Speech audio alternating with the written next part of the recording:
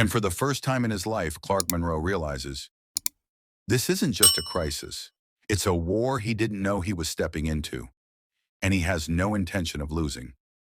Clark stands near the window, the evening darkness pressing gently against the glass. A soft hum comes from the distant security fence. Light rain begins to fall, tapping quietly against the panes. Behind him, Lena sits in the armchair, knees drawn up slightly, hands clasped as though bracing herself. The silence between them isn't empty. It's waiting. Clark turns from the window and faces her fully. "Lena," he says softly, "I need to understand something. Earlier, you said I shouldn't have come home tonight. You said he was already here. You said he was after me. Why?"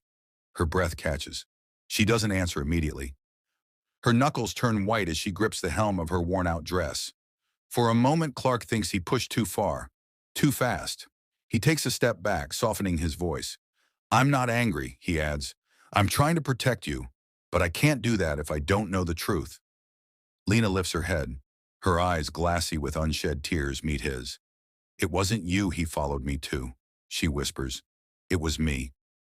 Those words hit Clark harder than any accusation ever could. He had assumed all along that someone was targeting him, his wealth, his status, his influence. The idea that he was the prey felt logical, even expected. But this? He kneels slightly in front of her, lowering himself to her level. "Lena, tell me what you mean." Her voice trembles, but she doesn't look away. "When I ran, I thought I was free, but he came after me. Not because of your company, not because of your name, because I saw something." A painful pause. "He thinks I belong to him, that I'm property." Her voice breaks on the last word. Clark's jaw clenches, not with anger at her, but with a deep, simmering fury at the system that allowed someone so young, so fragile, to be reduced to nothing more than a possession in the eyes of another. She continues, swallowing hard.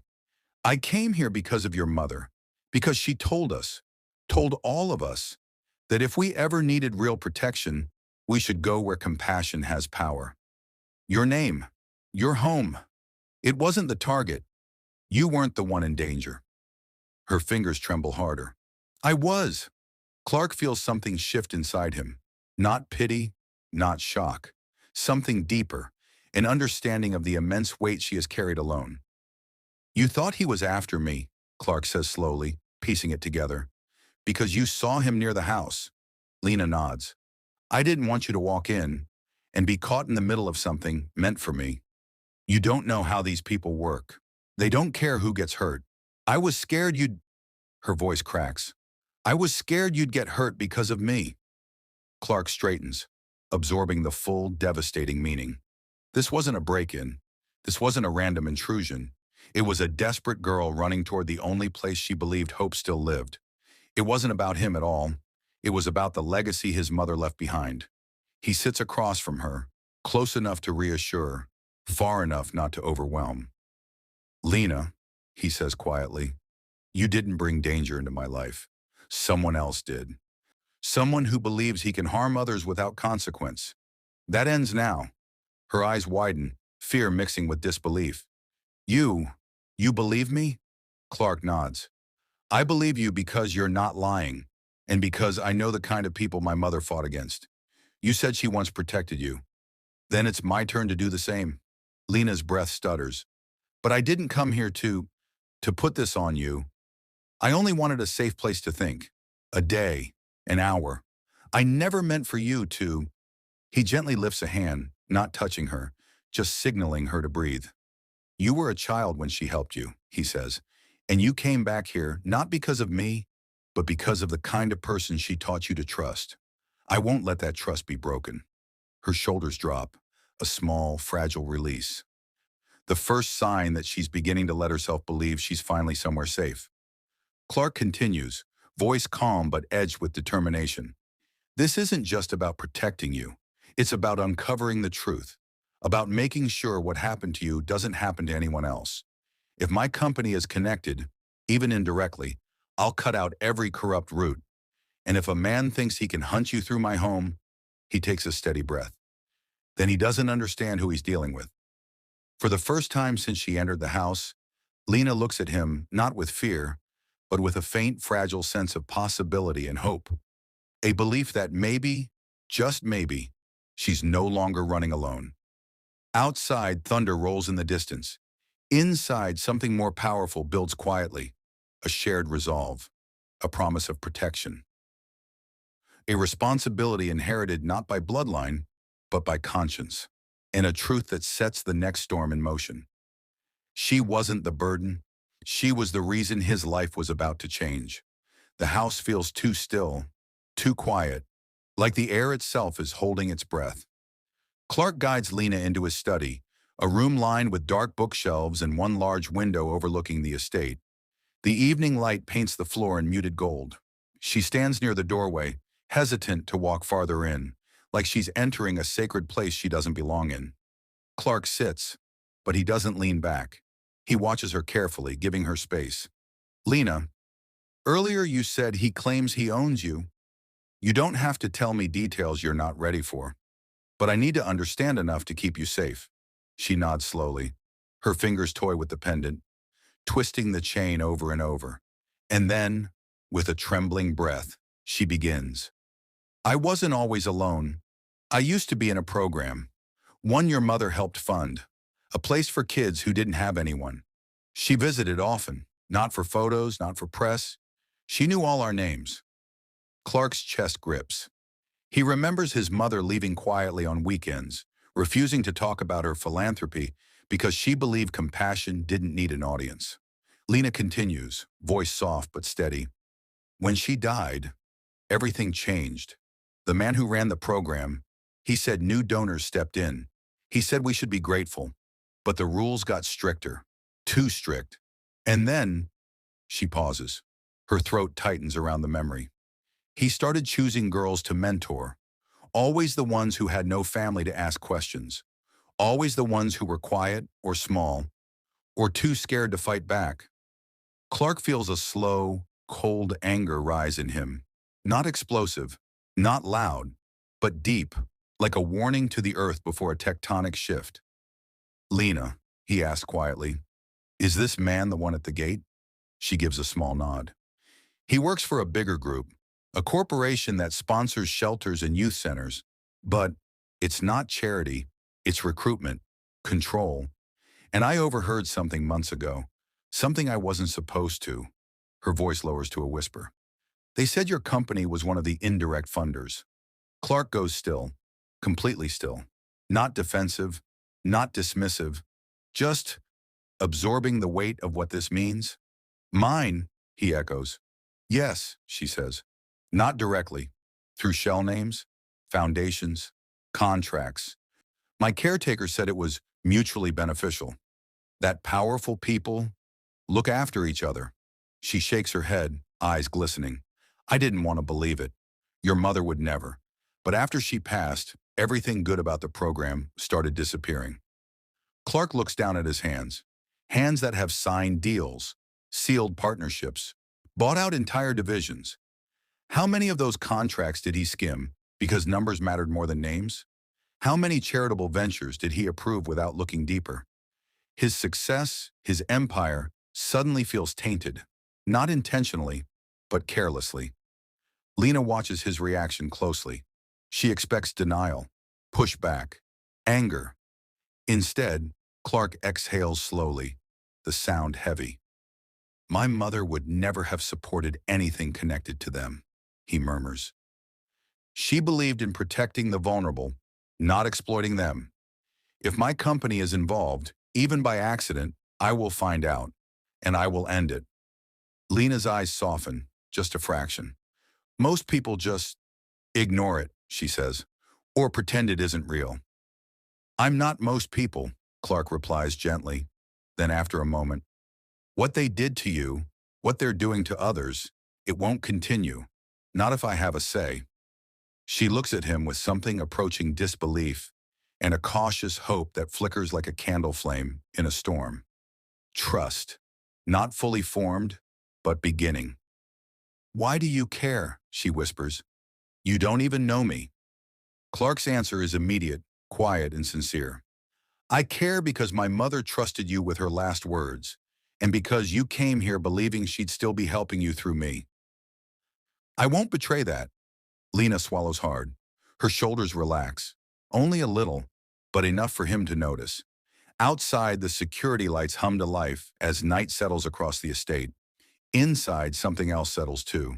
A fragile, tentative bond. A sense of shared purpose. And a vow that will change both of their lives. You're safe here, Clark tells her. I promise you that. This time, Lena doesn't look away. She lets the words reach her. She lets them land. And for the first time in years, she almost believes in freedom. The kitchen is quiet at this hour, bathed in the low amber glow of under-cabinet lights, the kind that gives shadows a soft edge instead of teeth. Clark moves with a calmness he hasn't felt all night, pulling out a bowl, warming food gently on the stove instead of the microwave, choosing everything that feels human over anything that feels mechanical. Lena sits at the far end of the long kitchen table, small and tense, hands folded tightly together. She looks out of place in a space designed for gatherings, for laughter, things this house hasn't seen in a long time. When Clark sets the bowl before her, she hesitates, not out of suspicion, out of habit, the kind of hesitation that comes from a life where food was something to earn, not something given freely. It's warm, Clark says gently. Take your time. She picks up the spoon slowly. Her first bite is tiny, almost cautious. Her second is slightly bigger. She keeps glancing at him, studying him the way someone studies weather, trying to predict storms. Clark sits across from her, not too close, but close enough to be present. You can eat as much as you want, he adds quietly. There's no rush, and no rules here. Lena nods, but she doesn't smile. It's too soon for that. Instead, she focuses on the food with the careful concentration of someone learning how to trust the simple act of being cared for. As she reaches for the water glass, the sleeve of her jacket shifts. Clark glimpses faint discoloration on her wrist. Subtle, not graphic, just enough to tell a story her words haven't yet voiced. He pretends not to notice, not to spare himself, but to spare her. Her hands tremble slightly as she lifts the cup. When a distant door upstairs closes, just the old house settling, she flinches so hard the water ripples. Clark's voice comes instantly, soft but steady. It's okay. That's just the east wing door. This place makes noises when the temperature changes. She nods, embarrassed. You don't have to apologize, he adds. Not for being afraid, not for reacting. You're safe here. I won't let anyone near you. Lena looks down at her hands, blinking rapidly. Not crying, trying not to. He doesn't push her to talk. He doesn't reach across the table. He just stays there, solid, calm, unshaken. After a moment, she whispers, people don't usually speak like that to me. Speak like what? Like, I matter. Clark's expression softens, just slightly but enough that she notices. You do matter, he says. More than whoever hurt you ever allowed you to believe? The words land somewhere deep inside her. She sets down the spoon, hands still trembling faintly. The pendant around her neck catches the light, a tiny glint that draws Clark's eyes. Did my mother give that to you? He asks gently. Lena nods. She said it would protect me, she murmurs. I didn't really understand what she meant, but I held on to it, even when everything got worse. It wasn't meant to protect you physically, Clark says. It was meant so you'd know you're not alone. Lena exhales shakily. Another door creaks somewhere down the hall. She tenses again, shoulders tightening. Clark speaks softly. Lena, look at me. She does, uncertain but willing. No one in this house will ever shout at you. No one will touch you without your permission. No one will drag you anywhere. And nothing that scares you gets inside these walls without going through me first. Her jaw trembles. Her eyes drop to the bowl, then back to him. Why? She whispers. You barely know me. Clark takes a moment before answering, choosing his words carefully. I don't need to know your whole story to care about what you've been through, and I don't need a reason better than this. You asked for help. That's enough. The kitchen hums softly with the refrigerator's low thrum. Rain taps faintly on the window. The world outside feels distant, washed away in night and storm. Inside, the air warms, not because of the lights, because of something smaller and much harder to build. Safety, quiet, trust beginning to form in the spaces between breaths. Lena finally finishes her food, slower now not from fear, but from exhaustion. Clark gathers the dishes without fuss. As he rinses them in the sink, she watches him, not with suspicion, not with fear, but with something cautious and fragile, the early flicker of believing someone might actually care. Before leaving the room, Clark pauses at the doorway. "You don't have to be afraid here," he says again softly. Lena doesn't answer out loud, but the way her shoulders settle, the way her hands unclench just a little, that's her answer. And it's enough. Clark rewinds the footage again, slower this time, his breath held without realizing it. The figure moves with practiced confidence, not fumbling, not scouting blindly, but stepping with the ease of someone who knows exactly where the blind spots are. Someone trained on his systems, that patch on the shoulder, a tiny square of dark fabric, but unmistakable. His own contractor, his own payroll, his own world. A chill slides down his spine. Not fear, but the sting of betrayal. His empire was built on trust, precision, and integrity. Yet this trespasser walked onto his property as if invited. Lena watches him from the doorway, her posture tense the moment she senses the shift in his breathing. She doesn't ask what he found. She just steps closer, as though bracing for whatever truth is unfolding. Clark finally lifts his eyes to hers. "He wasn't just here because of you," he says quietly. "He had access. He knew the grounds, the timing, the routes. That patch," his voice tightens. "It's from a contractor we've worked with for years." Lena's hand trembles, but she nods, confirming something she had been too afraid to voice. "He's not just following me," she says softly. "He's following what you represent. Your company, your influence, your reach." She doesn't say power, but the implication hangs in the air. The weight of it lands hard. Her escape wasn't a stray danger crossing into his world. It was interwoven with the corruption festering inside his industry, his mother's legacy, his company's foundations. Everything he thought he'd built ethically, now cast under doubt. Clark presses his fingers to the bridge of his nose, steadying the rising swirl inside him. Anger, responsibility, fear for her safety, but also something else, a realization deeper than he expected. This wasn't some random threat that wandered into his home.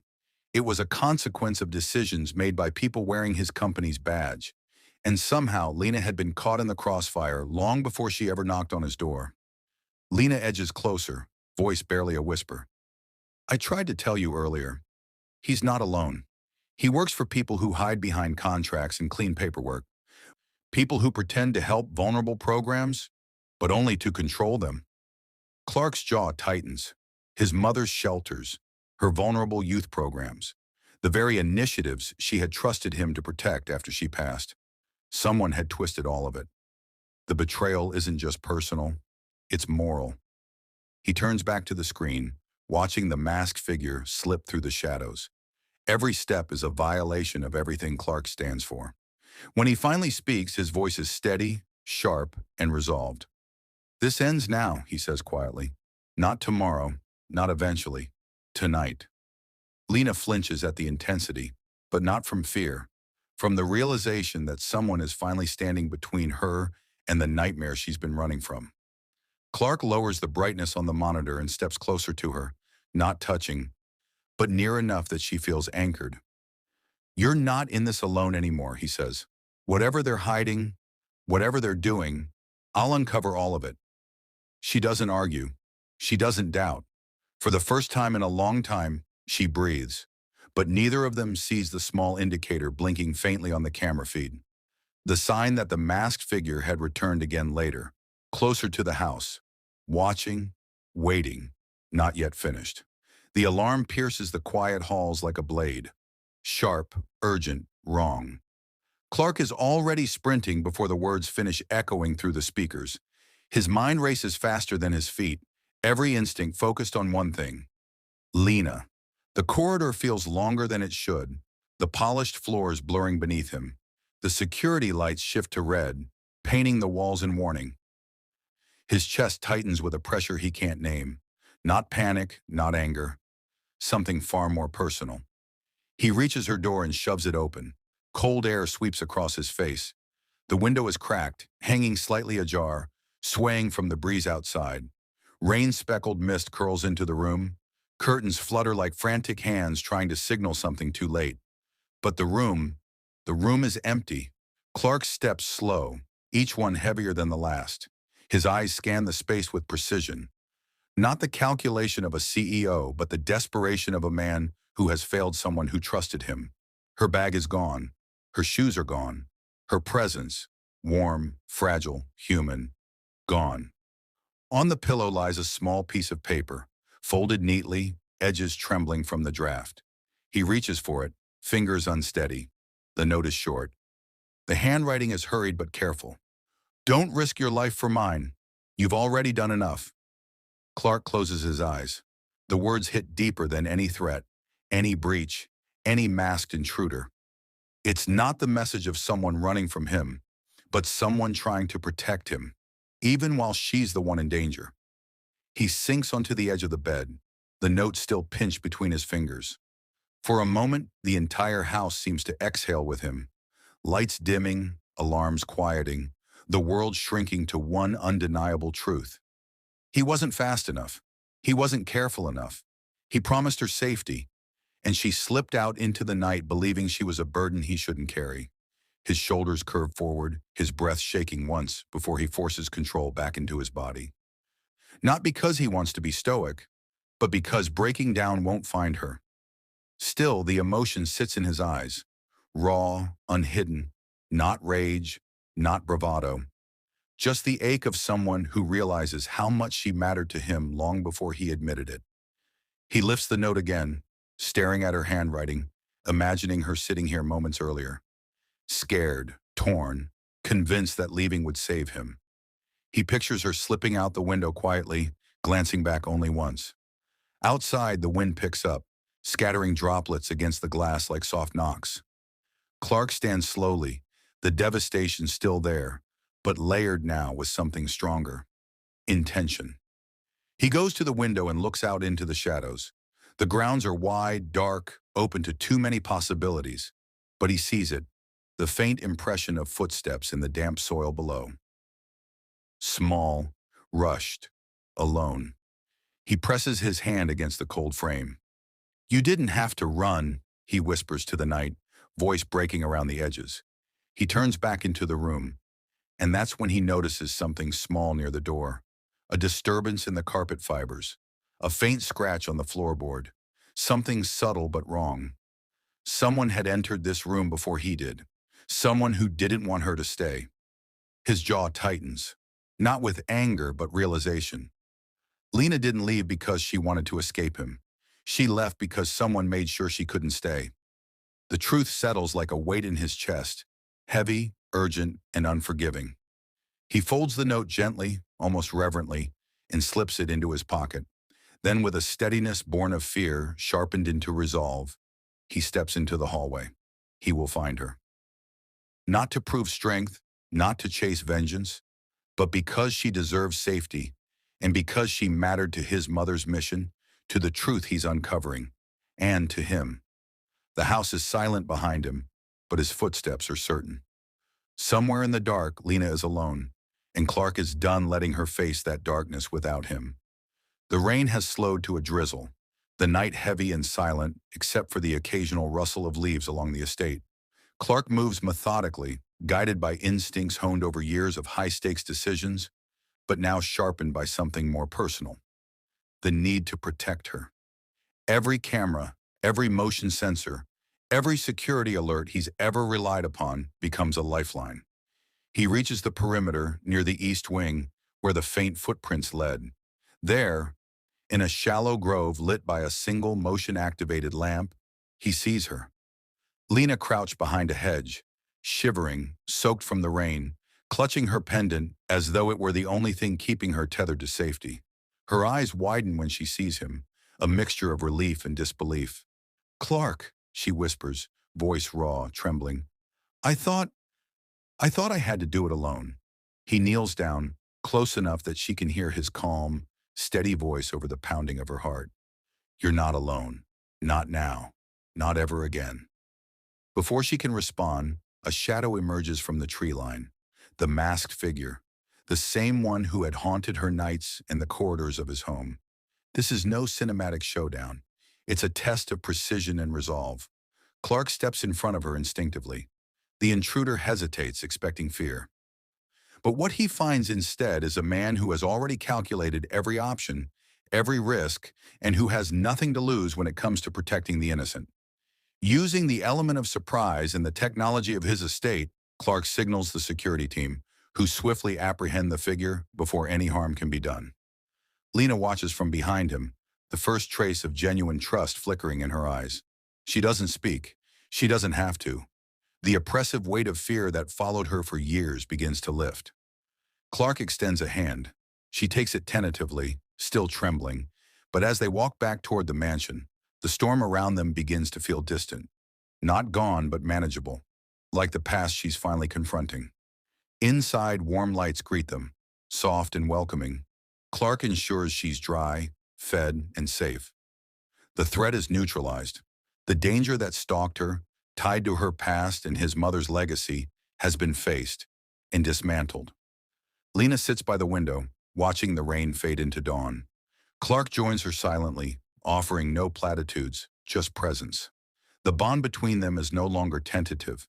It's forged in shared vigilance, in understanding, in the recognition that some battles are won, not with fury, but with care, courage, and unwavering protection. She finally speaks, softly, almost a whisper. "Thank you for not letting me face it alone." Clark nods, voice low but steady. "You're safe now, and I'll make sure it stays that way." That's a promise I don't break. The camera of this narrative lingers on them, not in drama, not in spectacle, but in quiet resolution. The billionaire who found purpose in protecting someone truly vulnerable, and the girl who, after years of fear, discovers that trust, safety, and hope are not just possible, but real. Outside, the world wakes with the sun cresting the horizon. Inside, a story that began with fear and shadows now rests on the promise of security, compassion, and a legacy upheld. And in that moment, Lena knows she is finally home. Thank you for watching. Did you enjoy the story? If so, please hit the subscribe to stay notified on more series coming up.